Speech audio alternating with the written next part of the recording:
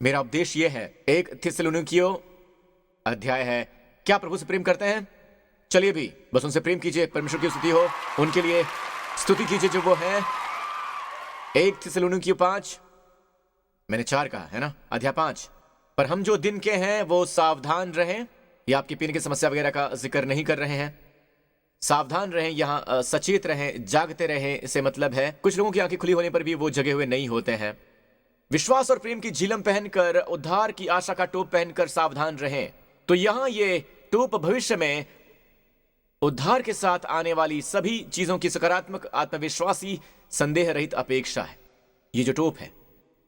पर हमारे पास जो चुनौती है भविष्य की इस सकारात्मक अपेक्षा रखने में, वो ये है क्योंकि जो कुछ तुम बोते हो तुम वही काटोगे। पर हमने बहुत सारे शिक्षा और उपदेश सुना है, यहां तक कि बहुत ज्यादा भय है। यद्यपि आप पर परमेश्वर की आशीष उमड़ रही है, आप चिंतित हैं कि जो बीज आपने बोए थे पिछले साल, 5 साल पहले, पिछले महीने जो बोए थे, वो एक दिन फलीभूत होंगे। बुराई की एक फसल आपका इंतजार कर रही होगी। तो आप भले की एक सकारात्मक अपेक्षा कैसे कर सकते हैं जब आप विश्वास कर रहे हैं कि जो आप बोते हैं वही आप काटेंगे? पर पास्टर प्रिंस, ये बाइबल में है, ये बाइबल में है। जी हां, ये बाइबल में है। ऑलराइट, मैंने ऐसे दृष्टांत देखे हैं जो ना केवल बाइबल में है। बाइबल में हमारे पास एक वाक्य है, जैसे हमान मिसाल के लिए वो बंदा जो दुष्ट और षड्यंत्रकारी था, जो यहूदियों से नफरत करता था, जिसने यहूदी लोगों की तबाही की योजना बनाई थी। पुराने जमाने का हिटलर, ठीक है, एस्तर की कहानी में, और ये कि कैसे वो एस्तर के अंकल मोर्दकै से घृणा करता था, और उसने योजना बनाई क्योंकि मोर्दकै उसके सामने झुकता भी नहीं था और वो उच्च पद पर था और सभी कर्मचारी उसके सामने दंडवत करते थे। हालांकि मोर्दकै उसके सामने झुकता नहीं था, वो यहूदियों से और अधिक घृणा करता था। और बाइबल में लिखा है कि उसने मोर्दकै को फांसी पर चढ़ाने के लिए लगभग 75 फीट लंबा फांसी का खंबा खड़ा किया था।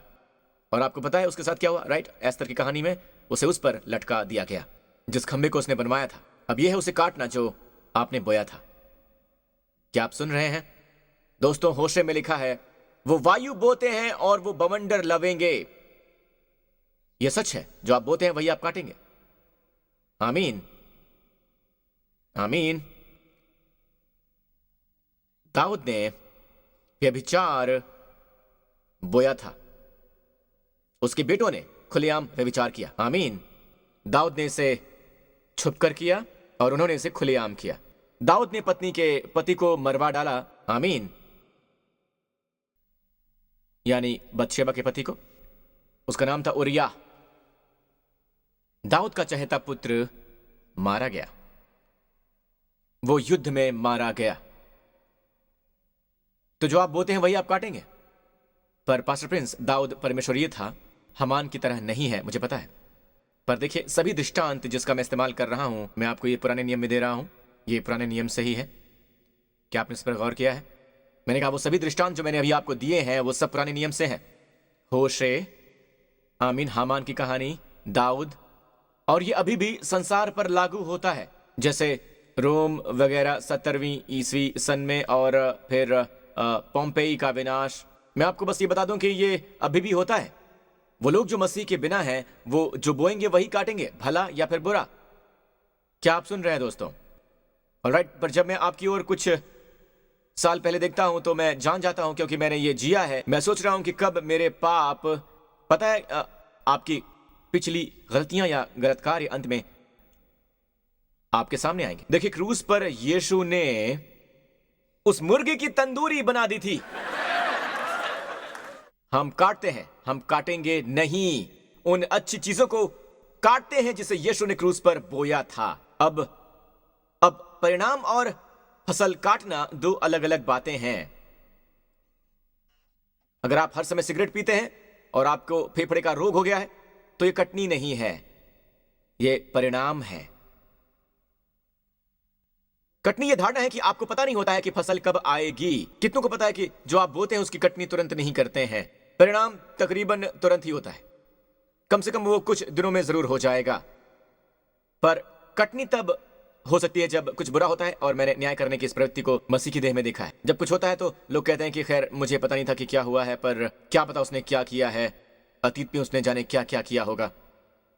अपने अतीत में पिछली गलतियां वर्तमान में सामने आएंगी। जो आप बोते हैं वही आप काटेंगे। और बेशक बहुत से प्रचारक हैं जिन्होंने काटा है। गलतफहमी में मत रहिएगा कि मनुष्य जो भी बोता है एक दिन वही काटता भी है। आपको इसका प्रचार करना ही होगा। इसलिए भविष्य में बुराई की ये एक भयावह अपेक्षा है। अगर आप इसी पर विश्वास करते हैं तो आखिर आप कैसे उद्धार की आशा करेंगे, अगर आपका यकीन ही यही है? पास्टर प्रिंस, ये तो नए नियम में है। अब हमारे पास वक्त बहुत कम है तो मैं आपको अभी बताता हूं। ये केवल दिखाई देता है सिर्फ दो ही एप्लीकेशंस में। एक है बोना और काटना, और असल में एक तीसरा वाला भी है। एक बोने और रुपया पैसा काटने के लिए है।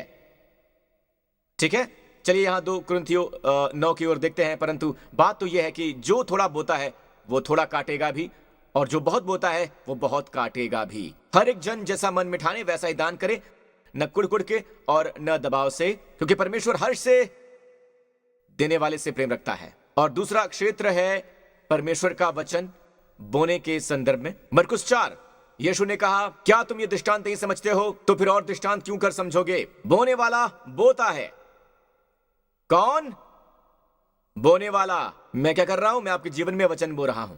पर पास्टर प्रिंस, धोखा मत खाओ, परमेश्वर ठट्ठों में नहीं उड़ाया जाता। चलिए गलातियों 6 की ओर देखते हैं, जो अपने आप में परिपूर्ण है। धोखा मत खाओ, यह है गलातियों। ठीक है, यह है गलातियों, धोखा मत खाओ। परमेश्वर ठट्ठों में नहीं उड़ाया जाता। मनुष्य जो कुछ बोएगा वही काटेगा भी। लगता है जैसे वाओ, आपको पता है सचमुच ये लगता है जैसे ये अभी भी मसीहों पर लागू होता है, क्योंकि ये गलातियों की पुस्तक है। क्या मैंने सही कहा? चलिए संदर्भ की ओर देखते हैं। ऑलराइट, यह है वो संदर्भ, वचन 6 से वचन 10 तक। मैंने सोचा कि आपके लिए स्वयं बाइबल देखना सबसे अच्छा रहेगा। ऑलराइट, यह है बाइबल। ऑलराइट, अब उस वचन का संदर्भ वचन 7 का, इसी समय वचन 7 का संदर्भ देखिए। धोखा मत खाइएगा, परमेश्वर ठट्ठे में नहीं उड़ाया जाता है। पर चलिए देखते हैं। चलिए इससे पहले वचन 6 की ओर देखते हैं। हर बात की व्याख्या उसके संदर्भ में की जानी चाहिए। तो वचन 6 में है कि जो वचन की शिक्षा पाता है वो सब अच्छी वस्तुओं में सिखाने वाले को भागी करे। चलिए सीधे वचन 6 पर आ जाते हैं। हम भले काम करने में ही आप न छोड़ें, क्योंकि यदि हम ढीले ना हो तो ठीक समय पर कटनी काटेंगे। इसलिए जहां तक अवसर मिले हम सबके साथ भलाई करें, विशेष करके विश्वासी भाइयों के साथ।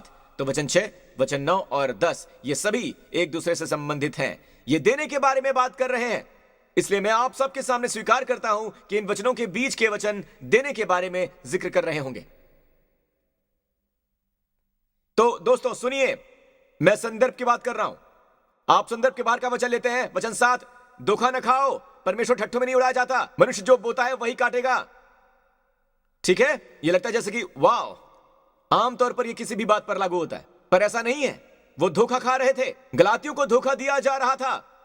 वो अपने शरीर में इतने लीन थे, वो अपने शारीरिक प्रयासों में बहुत लीन थे। वो पवित्रता उत्पन्न करने के लिए अपना पूरा प्रयास कर रहे थे। और पौलुस कह रहा है कि अगर आप ऐसा करते हैं तो आप विनाश की कटनी काटेंगे। पर आत्मा के लिए बोना अनुग्रह है। पूरा संदर्भ भी यहां यह है। ठीक है, इसलिए आपके भविष्य में कोई भी बुराई नहीं है। मुझे माफ कीजिएगा, आप इसे ढूंढ रहे हैं। दोष उस पर लगाते हैं जो आपसे प्रेम करता है। जब वो क्रूस पर मरे, उसने आपको वही काटने को दिया जो उसने बोया था। आमीन। पर उसने वही काटा जो आपने बोया था। नहीं, बवंडर नहीं आ रहा है। क्या आपने देखा बवंडर? वहां क्रूस पर 3 घंटे तक अंधेरा छाया रहा था और वहां न्याय का बवंडर था। मसीहा ने कहा मैसियानिक भजन में, लहर दर लहर, और हमने इसे अपने एनिमेशन में दर्शाया है। ठीक है, तो आप लोग जानते हैं कि यही वो बवंडर है जिसे उन्होंने काटा। जब बाइबल कहती है कि वो हमारे ही अपराधों के कारण घायल किया गया, तो आप असल में कह सकते हैं कि वो हमारे बोने के कारण घायल किया। उन्होंने वो काटा जो हमने बोया था, ताकि हम उसे काट सकें जो उन्होंने बोया था। तो क्या यह जिम्मेदारी से भागना है? नहीं, यह सुसमाचार है। जो दूसरे ने बोया हम उसका आनंद ले रहे हैं। इसके लिए आपके पास बाइबल का वचन कहां है? मैं आपको ऐसा वचन दूंगा जिसके बारे में बहुत ही कम लोग जानते हैं। आप तैयार हैं? यूहन्ना अध्याय 4। देखिए, क्योंकि इस पर यह कहावत ठीक बैठती है कि बोने वाला और है और काटने वाला और। क्या आपने इससे पहले पढ़ा है? बोने वाला और है और काटने वाला और। बोने वाला कौन है? मैंने आपसे कहा था बहुत से लोग इस वचन को नहीं जानते हैं। वो वचन से पढ़ते हैं, क्या यह संभव है कि एक बोए और दूसरा काटे? हम सब जानते हैं, धोखा मत खाओ, परमेश्वर ठट्ठे में नहीं उड़ाया जाता। जो तुम बोते हो वही काटोगे। ना तुम्हारी सास काटेगी और ना ही तुम्हारे ससुर काटेंगे, पर सिर्फ तुम ही काटोगे। ना तुम्हारा बॉस, ना तुम्हारा दुश्मन काटेगा, बल्कि तुम ही काटोगे इसे।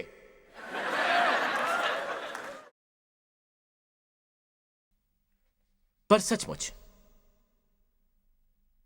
क्या आपने इसे सुना है कि बोता कोई और है और काटा कोई और है? किसने कहा था? यीशु ने, है ना? अब वो सभी सुसमाचारों का जिक्र कर रहे थे, परमेश्वर के वचन का, जिसे सामरिया में बोया गया है। ऑलराइट, संदर्भ, काटने वाला मजदूरी पाता है। आपने सोचा है कि जो काटता है उसे ही मजदूरी मिलती है? और ये मसीह के आने के बाद की ये पीढ़ी असल में काटने वालों की पीढ़ी है। ये एक काटने वाली पीढ़ी है। ये वही काट रहे हैं जो सब कुछ इजराइल के भविष्यवक्ताओं ने बोया है। कहीं ना कहीं कोई ना कोई तो होगा जो काटेगा। क्या मैंने सही कहा? यीशु कहते हैं तुम काटने वाली पीढ़ी हो। ऑलराइट, तो वो अनंत जीवन के लिए फल बटोरता है ताकि बोने वाला और काटने वाला दोनों मिलकर आनंद करें। क्योंकि इस पर यह कहावत ठीक बैठती है कि बोने वाला और है और काटने वाला कोई और। मैंने तुम्हें वो खेत काटने भेजा जिसमें तुमने परिश्रम नहीं किया। वो इजराइल के सभी भविष्यवक्ताओं को पढ़कर सुना रहा है। यीशु की बहुत कृपा है उनका जिक्र करने के लिए, और उन्हें परिश्रम किया। उन्होंने उनके परिश्रम पर गौर किया। प्रभु से प्रेम करो, तुम उनके परिश्रम के फल में भागी हुए। वो उनसे कह रहे हैं तुमको पता है तुम काट रहे हो, तुम वही काट रहे हो जो दूसरे ने बोया है। तो बात यह है कि कहावत सच है कि बोता कोई और है और काटता कोई और है, लेकिन परमेश्वर असल में एक बड़ी बुआई के लिए एक सिद्धांत चित्रित कर रहे थे, दुनिया के सभी पापों के रूप में। और फिर क्रूस पर एक बड़ी कटनी होती है। बोया किसी और ने, काटा किसी और ने, है ना? बोने और काटने में विश्वास करना संभव है, और इसे इस तरह से इस्तेमाल करना जो है लोगों की निंदा करना, उनकी हेलमेट को लूटना, उनकी हेलमेट को गिराना। दोस्तों सुनिए, मुझे परवाह नहीं कि आपने अतीत में क्या किया। आज आपके लिए बिल्कुल नया दिन हो सकता है। आमीन। अगर आपने यीशु को ग्रहण नहीं किया है तो आप जब भी उन्हें ग्रहण करते हैं एक फसल की विफलता होगी। पर वादा करता हूं एक और फसल होगी, और वो भरपूर होगी। एक स्वर्गीय फसल होगी, एक ऐसी फसल जिसे संसार छू भी नहीं पाएगा, क्योंकि वो अविनाशी है। और ये आ रही है आपकी ओर से। ये आशीष आपकी ओर से आ रही है। ठीक है, ये आपकी ओर आ रही है, ये आपकी ओर आ रही है, ये आ रही है आपकी ओर। आप लोग बहुत शांत हैं। ये आपकी ओर आ रही है, ये आपकी ओर आ रही है। वहां मन फिराव है, हालेलुया। वो जो ऊपर है आपकी ओर आ रही है। ऊपर से आवाज काफी स्वर्गिक आ रही है। वो नजदीक है, स्वर्ग के बहुत नजदीक है। बाइबल कहती है पौलुस तीसरे स्वर्ग तक उठा लिया गया, बिल्कुल वहां जैसे जैसे तीसरी कतार है वहां पर। अब मैं इसे यहां समाप्त करना चाहूंगा। ठीक है, ये तर्क की जो कुछ भी तुम बोगे, आप टमाटर बोते हैं, आप टमाटर पाते हैं, ये सच है, पर आपको दूसरे का भी प्रचार करना चाहिए। पुराने नियम में भी उनके पास ये है। इस वचन के बारे में क्या? भजन संहिता 1-2-6, जो आंसू बहाते बोते हैं वो जय जयकार करते हुए लवने पाएंगे। पर हमने पढ़ा था कि आप जो बोते हैं वही पाते हैं। आप आंसू बोते हैं तो आप क्या पाते हैं? पानी का झरना। क्या मैंने सही कहा? चलिए भी बताइए मुझे, आप हमेशा ज्यादा काटते हैं। पर यहाँ प्रभु कह रहे हैं, और वो ऐसा आखिर क्यों कह रहे हैं? भजन संहिता के वचन 1 की वजह से। जब यहोवा सिय्योन से लौटने वालों को लौटा ले आया, तब हम स्वप्न दिखने वाले से हो गए। तब हम आनंद से हंसने और जय जयकार करने लगे कि परमेश्वर ने बड़े बड़े काम किए हैं। ये यीशु द्वारा बंधुआई को बंदी बनाकर लौटाने की बात कर रहा है। जिस पल वो यीशु को वाटिका में कैद करके ले गए, उन्होंने हमें आजाद कर दिया। वो बंदी बन गए। वो जो सचमुच आजाद है, उनके खिलाफ कोई आरोप नहीं है। वो पाप से अनजान है, पाप नहीं किया है, उनमें कोई पाप नहीं है। हमें आजाद करने को वो बंदी बन गए, और इसलिए हम उसे प्रेम करते हैं। मैं जहां कहीं भी जाता हूं उनके नाम की प्रशंसा करना पसंद करता हूं। आमीन। तो जब यहोवा सिय्योन को बंधुआई से लौटा लाए, सिय्योन हमेशा हवाला देता है अनुग्रह के लोगों की, ना सिनै की, तब हम आनंद से हंसने लगे और जय जयकार करने लगे। और उसी भजन में लिखा है कि ये लोग तब भी जब वो रोते हैं तो वो रोने की कटनी नहीं काटते हैं, वो किसी सकारात्मक चीज की कटनी काटते हैं। भला है, और उनके भविष्य में जो आनंददायी भी है। जो आंसू बहाते हुए बोते हैं वो जय जयकार करते लवने पाएंगे। यही है वो कीमती चीज। समय कम, इसलिए हम जल्दी से आगे बढ़ेंगे। क्या अब तक आप समझ पाए हैं? ठीक है, मैं इसे जल्दी से खत्म करूंगा। देखिए, हम सब उस प्रसिद्ध घोषणा को जानते हैं, सुन, परमेश्वर यिर्मयाह में कहते हैं, मैं नई वाचा बांधूंगा। कहिए नई। ये उस वाचा के समान न होगी जो मैंने उनके पुरखों से बांधी थी जब मैंने उन्हें मिस्र देश से निकाल लिया था। अब न व्यवस्था न मूसा की वाचा पर एक नई वाचा। पूरी शर्त इसके साथ समाप्त होती है कि मैं उनके अधर्म क्षमा करूंगा। पूरी शर्त इसके साथ समाप्त होती है ना? ये नई वाचा इब्रानियों की पुस्तक में एक से अधिक बार दोहराई गई है। पर ये आई कहां से? सबसे पहले जब ये पहली बार दिखाई दी, ये कहां से आई? यिर्मयाह से। यिर्मयाह 31 से।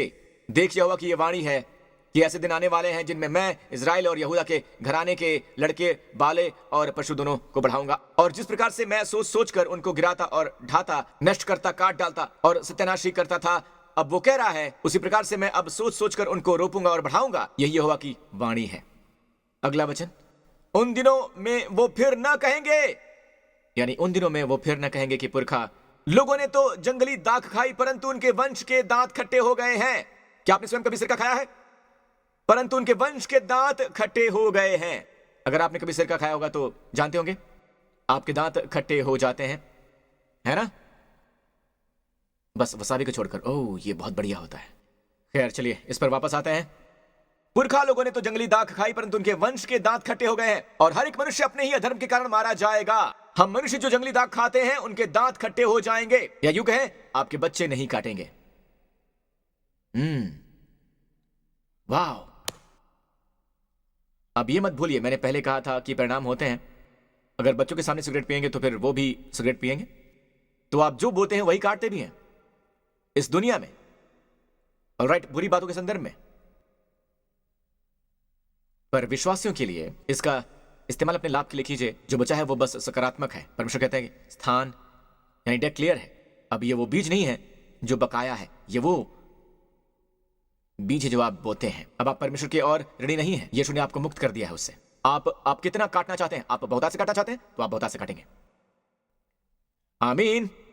तो ये कब हुआ होगा? कहावत कि वो अब और नहीं कहेंगे, पुरखों ने जंगली दाख खाई, बच्चे क्लेश झेलते हैं। अब ये कब होगा? देख, यहोवा की वाणी है कि ऐसे दिन आने वाले हैं जब मैं नई वाचा बांधूंगा। इसका हवाला यहीं से दिया गया है। पहली बार ये यहां दिखाई देता है जहां यह कहकर समाप्त होता है कि मैं उनके अधर्म के विषय में दयावंत रहूंगा और उनके पापों को फिर से स्मरण ना करूंगा, कभी नहीं।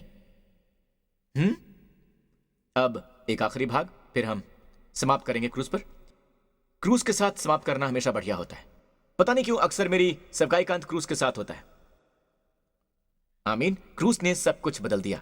इसके बाद अब यीशु क्रूस पर हैं। यीशु ने यह जानकर कि अब सब कुछ हो चुका है, इसलिए कि पवित्र शास्त्र की बात पूरी हो, कहा मैं प्यासा हूं। उन्होंने जानबूझकर कहा कि मैं प्यासा हूं क्योंकि वो पवित्र शास्त्र की बात पूरी कर रहे हैं। जानते हैं पवित्र शास्त्र की बात पूरी होनी चाहिए। कोई आखिरी बात जिसे उन्होंने पूरी की, आप मुझे बताइए उन्होंने कौन सी आखिरी बात पूरी की थी? सिरका से भरा हुआ बर्तन। हमने भी क्या पढ़ा? सिरका। अब हम देखते हैं सिरका। ओके, यह पाप का चरम रूप है। अंगूर दाख बन जाता है। यह असल में एक प्रक्रिया है।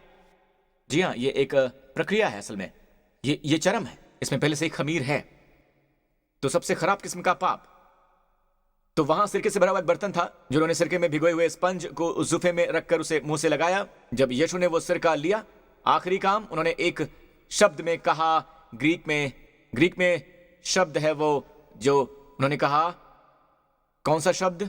ग्रीक का टेटेलस्टाई, इब्री में कूला, अंग्रेजी में पूरा हुआ। आखिरी काम क्या है? अब बच्चे और उसे नहीं काटेंगे जो उनके पुरखों ने बोया था।